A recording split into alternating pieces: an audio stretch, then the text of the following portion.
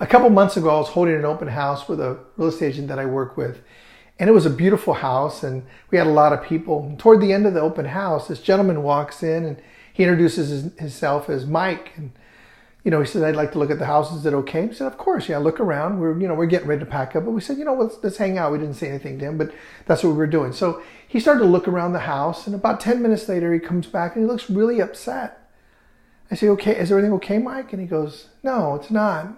So what's wrong? He goes, this is a terrible time to buy a house. And Janet immediately jumps in and she says, no, it's not, Mike. This is a great time to buy a house. I mean, interest rates are low. Affordability is good. This is a great price for a house. And, it's a great market. And Mike looks at her and kind of gives her, he says, you guys always say that. You real estate agents always say that. You always say it's a great time to buy a house. You always say interest rates are good. You always say it's affordable and all that. And that's just not the case all the time. And I felt there was like some tension. Clearly it was tension, right? So I took a breath just to calm myself down. So I wasn't going to be defensive, and I just wanted to be curious. And I said, Mike, I'm really curious. I said, why would you say it's a terrible time to buy a house? And he looks at me and he says, because I really like this house. And in order for me to buy this house, I'm going to have to sell my house. And I don't know if the seller is willing to wait. And I look at Janet and I say, Janet, what do you think? Do you think the sellers might wait for Mike? And she said, well, we certainly can try. We can try to ask him. We can make an offer. And Mike started perking up and started asking him questions. Is your house on the market? He says, no, it's not, but I just got done painting it and just got done landscaping it, and it's ready to go. So that night, Janet went over to Mike's house, and they listed the house. They put an offer on the house. And 2 months later, we closed escrow on Mike's brand new house. And the point I want to share with you is how curiosity allows people to say what they want to say and express themselves openly and honestly. When you have a canned answer or a script, what happens is the people have to speak in that script.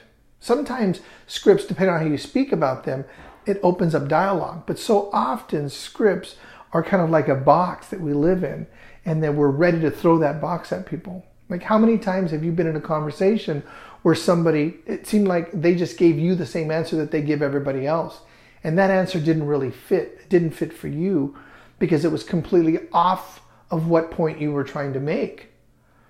Now, Mike, his point was expressing his frustration and his fear that he was going to lose the house. And what he said is, this is a terrible time to buy a house. And what he was saying is that because he's afraid he's not going to be able to buy that house, it makes it a terrible time. So when I curiously investigated and asked him and tried to get clarity, he explained what he meant by what he said. So often in times in life that we express ourselves in terms of a sentence or a phrase. And when we can learn to dive into and curiously investigate those phrases that people say, it's going to help us find out more about what they mean and what motivates them.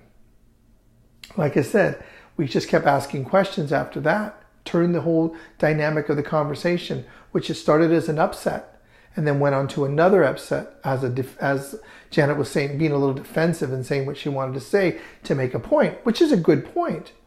But that had nothing to do with where Mike was. So when I stepped in and started being curious and asking Mike, what do you mean by that? What do you mean by it's a terrible market? Can you give me some clarity? I'm curious.